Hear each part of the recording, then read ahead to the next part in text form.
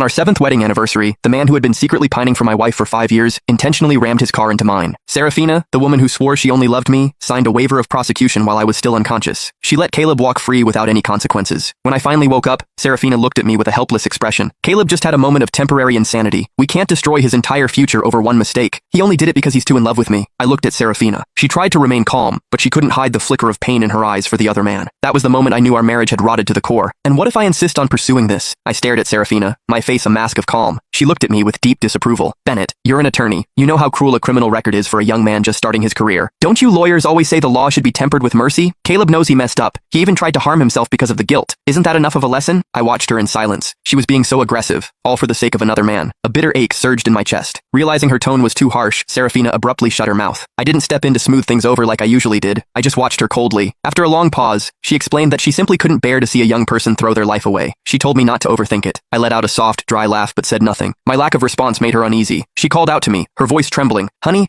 Before she could finish, a nurse burst into the room. Dr. Sterling, the patient you brought in yesterday is awake. He's throwing a fit and threatening to end it all. Serafina's expression shifted instantly. She threw out a quick, I'll go check on him, and vanished without looking back. Caleb had pulled stunts like this many times before. I had never taken them seriously, but I hadn't realized how much power he held over Serafina. A moment later, a notification popped up on my phone. It was a social media update from Caleb. She says she doesn't love me, but everything she does proves otherwise. The attached photo showed Serafina looking frantic as she checked his vitals. I scrolled up through his feed. There were dozens of similar posts. Almost every single one featured a photo of Serafina. Apparently, while I wasn't looking, their lives had become deeply intertwined. There were so many times Serafina told me she was working late at the hospital. Now I realized that those late nights were actually spent with Caleb. Through Caleb's posts, I saw the clear progression of their affair. In the middle of the night, unable to sleep, I stood up and walked to the window. As I looked down, my eyes locked onto two figures in the parking lot below. Serafina, you do love me. Otherwise, why would you care so much? Caleb was looking at her with feverish intensity. I just couldn't bear to see you. Caleb cut her off. Stop lying to yourself. It's okay. As long as I can be with you, I don't care about a title. A flicker of emotion crossed Serafina's face. Caleb clearly saw it. He suddenly reached out, cupped her face, and kissed her. Serafina's hands rose as if to push him away, then hesitated. After a few seconds, she seemed to surrender, wrapping her arms around him and returning the kiss. I watched them in the moonlight, lost in their passion. I lowered my head and laughed at the irony of it all. Eventually, someone passing by made a noise. Serafina snapped back to reality and shoved Caleb away. Unprepared, he tumbled to the ground, but he looked ecstatic. He sat there on the pavement and laughed out loud. Serafina hissed the word psycho before turning to walk away. I sneered and looked down at my phone. I sent a quick text and headed back to my bed. The reply came almost instantly. Are you serious? A second later, my phone started ringing. Just as I was about to answer, Serafina pushed the door open. I silenced the call immediately. Serafina noticed that my window had a clear view of the spot where she had just been kissing Caleb. A flash of guilt crossed her face. She composed herself quickly and asked tentatively, Honey, why are you still up? When I heard that pet name, I knew for sure. Serafina only called me Honey when she felt guilty or needed a favor.